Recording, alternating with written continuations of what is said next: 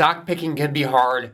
Beating the S&P 500 can be hard. This is a stock chart of JP Morgan against the S&P, and as you can see, they moved almost in lockstep over the last 14 years. However, we believe there is a good time to buy JP Morgan and a bad time to buy JP Morgan. When you're trying to outperform, we're going to go through why we think this is one of those times. So we think valuation matters, long-term, short-term, especially when you're buying bank stocks and trying to outperform. Take a look at the price to book value for JP Morgan for the last 25 years. Right here in the internet boom, it got above 2x, and then it sat here in the 1.2x on average, dipped below 1x down in this level, and then up here in recent history, it has popped back up to 2.5. Let us show you what that does to your returns relative to the S&P. If you've been watching our videos and want to invest alongside us, click the link in the comments, select your brokerage, search for ticker RVER wherever you buy stocks. Thank you, and now back to our video. So we plugged it all into ChatGPT, and here's what we see. Look at these high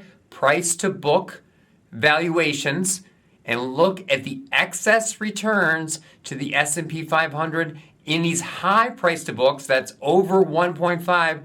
Bad return relative, bad return relative, bad return relative. Only in 2021 did JP Morgan outperform. Remember, we were printing a gob ton of money back then. And then take a look at these low price to book values, right? So the excess performance outside of 2008, which was a recovery year, plus 47 on the S&P, plus 26 and plus 17. Clearly, if you buy JP Morgan or bank stocks in general at low price to book values, they have a much better chance of outperforming the S&P, and vice versa is true if you overpay on price to book. Right now, the price to book is almost as high as it was in 1999, which was the worst time relative to the S&P to buy JP Morgan in the last 26 years. So when we're trying to outperform the S&P 500, we look deep into price to book values, and in general, the mega cap banks are all trading at 2x or higher, which is usually a relatively bad time to buy banks.